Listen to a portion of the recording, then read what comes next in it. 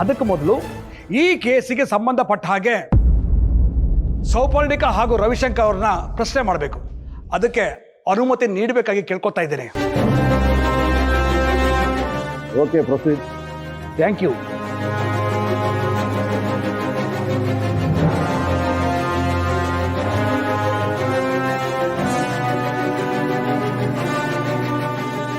ಸೌಪರ್ಣಿಕ ಅವರೇ, ಈ ವೆಂಕಟೇಶ್ ಅವರ ಪರಿಚಯ ನಿಮ್ಗಿದೆಯಾ?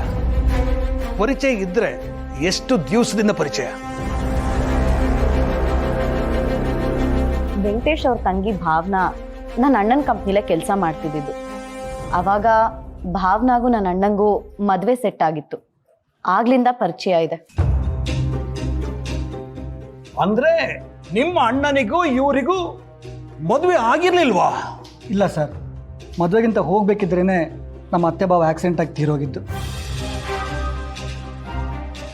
ಹೌದು ಸರ್, ನನ್ನ ಅಣ್ಣ ಸತ್ತಾಗ್ಲೇ ಗೊತ್ತಾಗಿದ್ದು ಅವನ ಆಸ್ತಿ ಸೈನಿಂಗ್ ಅಥಾರಿಟಿ ಎಲ್ಲ ಭಾವನಾ ಹೆಸರಿಗಿದೆ ಅಂತ.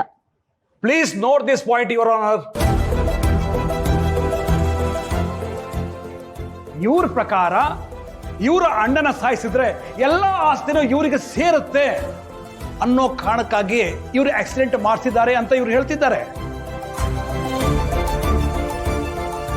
ಇಲ್ಲ ಯೋರ್ ಆನರ್, ಬೆಂಕಿ ಅವರಿಗೆ ಅಂತ ಯಾವ ಉದ್ದೇಶನೂ ಇರಲಿಲ್ಲ. ನಾನಿನ್ನು ನನ್ನ ವಾದನ ಮುಗಿಸಿಲ್ಲ your honour. Okay, objection overruled. Thank you your honour. ಇವ್ರ ಪ್ರಕಾರ ಇವರಿಗೆ ಆಸ್ತಿ ಮೇಲೆ ಯಾವುದೇ ಆಸೆ ಇರಲಿಲ್ಲ.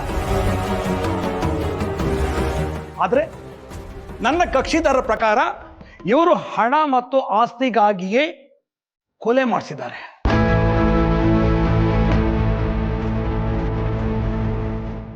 ವೇಳೆ ಇವರಿಗೆ ಆ ಉದ್ದೇಶ ಇರಲಿಲ್ಲ ಅಂತಿದ್ರೆ ಇವರು ಶ್ರೀಕಾಂತ್ ಸತ್ತ ಮೇಲೆ ಸೈನಿಂಗ್ ಅಥಾರಿಟಿನ ಯಾಕೆ ಬಿಟ್ಟುಕೊಟ್ಟಿಲ್ಲ? ಅಂದಮೇಲೆ ಇವರು ಹೇಳ್ತಾ ಇರೋದು ಸತ್ಯ.